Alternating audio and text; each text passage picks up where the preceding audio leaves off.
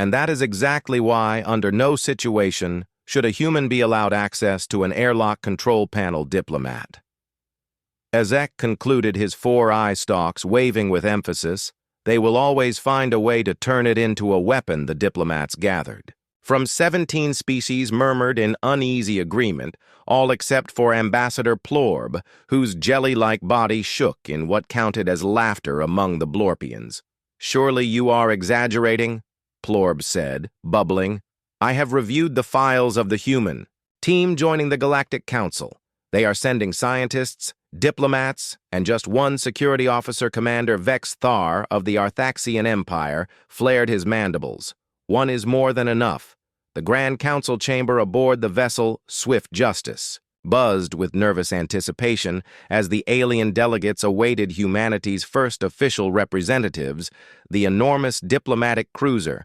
The pride of the Galactic Confederation fleet had been sent to orbit Earth as a sign of goodwill after all humans had barely stopped themselves from wiping out their own species 3 separate times in just the last 100 years, and the Confederation's doctrine of early integration insisted that any species that destructive needed to be carefully introduced. "I heard," whispered Delegate Kurthak, one of the silicon-based petrovores, "that they eat other species just for fun. That is just cultural rumor." Isaac responded, though his main heart was beating harder. "They do eat animals from their own planet, yes. But they have signed our dietary agreement." Ambassador Plorb continued to gurgle with disbelief. "I think we are overreacting. The humans developed faster than light travel without destroying half their solar system, which is more than... I can say for some species a ripple moved through Plorb's translucent body toward the Paraxian delegation, whose ancestors had accidentally exploded one of their gas giants during early FTL tests. The chamber doors slid open and silence fell. Over the room, the human group included 4 people wearing what had been described in the briefings as formal diplomatic clothing. 3 wore dark suits with slight differences in style. The 4th, who was a bit taller and more solidly built than the others, wore a clean military uniform decorated with colorful medals and symbols, honored members of the Galactic Confederation. The lead human said, a man with silver at his temples, "I am Dr. Elias Mitchell, Chief Science Officer for Earth's Department of Interstellar Relations. May I introduce my colleagues, Dr. Naomi Ward, a cultural anthropologist, Dr. Leo Kim, expert in alien languages, and Master Sergeant Douglas Reed, our security representative." The military human Reed stood, slightly apart from the others, hands clasped behind his back, face calm and unreadable.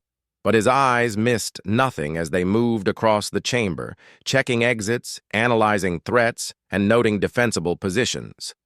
Ambassador Plorb moved forward with excitement. "Welcome to the Confederation. We are truly pleased to..." "If I may, Commander Vexthar," interrupted his mandibles clicking rapidly before we exchange pleasantries. "We need to discuss safety procedures. Master Sergeant Reed must hand over all weapons before going any further." The Marine's face remained unchanged with respect. "Commander, I already completed the standard weapons check before boarding." Reed said. "Not enough," Vexthar snapped. "Humans have a reputation. What my colleague means," Isaac said diplomatically, "is that since this is our first official meeting, taking extra precautions might help everyone feel more secure." Dr. Mitchell looked at Reed, who gave a small nod. "Master Sergeant Reed will fully cooperate, of course." Reed stepped forward and began carefully removing items from his pockets. A folding knife for opening ration packs, a length of paracord for utility tasks, a metal pen for writing, and a small metal tube. "And what is this?" Vexthar asked, his mandibles twitching with suspicion. "Tactical flashlight," Reed answered calmly. "That is a weapon," Vexthar shouted. Reed's face didn't change.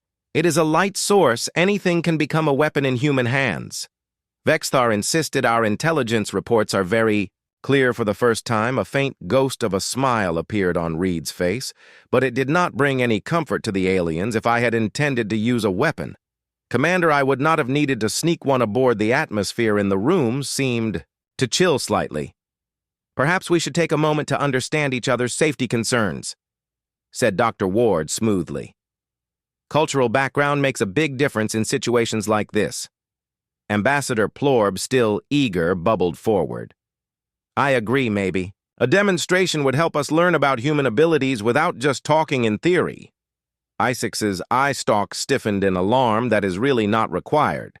No, insisted Plorb cheerfully. I have already arranged it. Our training area has multiple combat simulations. It would be very informative to observe how humans handle conflict. Reed looked at Dr. Mitchell, who paused, then nodded. If it helps build trust, we are willing to take part as long as proper safety protocols are followed, and that is how 30 minutes later, Master Sergeant Douglas Reed was standing on the massive training deck of the Swift Justice, watched by curious diplomats sitting safely behind energy shields. The training room could create all kinds of holographic scenarios, from hostage situations to environmental challenges. A basic demonstration, said Vexthar, who now seemed oddly enthusiastic despite his earlier warnings. 3 different situations, no weapons allowed. Success depends on completing the task, not on how many enemies are defeated. Reed nodded and stretched his shoulders. He had taken off his formal coat and stood in his uniform shirt and pants. The aliens had allowed him to keep his boots after scanning them thoroughly to confirm they were not hiding anything dangerous. Remember, this is about building trust. Dr. Mitchell called from the viewing area. Reed gave a thumbs up, which caused a few aliens to flinch. Scenario 1 survival, said Vexthar. The room shimmered, and Reed found himself in a thick alien jungle, the air heavy with moisture and strange smells. A digital display told him he had to reach a pickup zone 5 kilometers away within 1 hour while staying alive in the hostile setting. Reed immediately assessed his surroundings, checking the artificial sun's position to find direction. He crouched, studied the soil and nearby plants, and then began moving quickly, but not toward the goal. Instead, he headed toward the sound of running water. Why is he going that way? Asked Plorb. The target is in the other direction. Priorities, murmured. Dr. Ward, water comes first, then direction. The aliens observed with growing interest as Reed located a stream, tested the water by letting it sit in a folded leaf, and only drank. Once he was sure it was safe, he then made a crude container from leaves and vines to carry extra water. It works, said Carrack with a hint of respect. What happened next caught even the human team by surprise. Instead of heading straight to the goal, Reed used 10 full minutes building simple traps from vines and branches along the path he expected to take.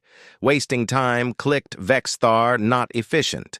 Reed pressed on now with clear intent, heading toward the target. 15 minutes later, the program activated. A set of holographic predators shaped like 6-legged reptiles began stalking him when the first one attacked.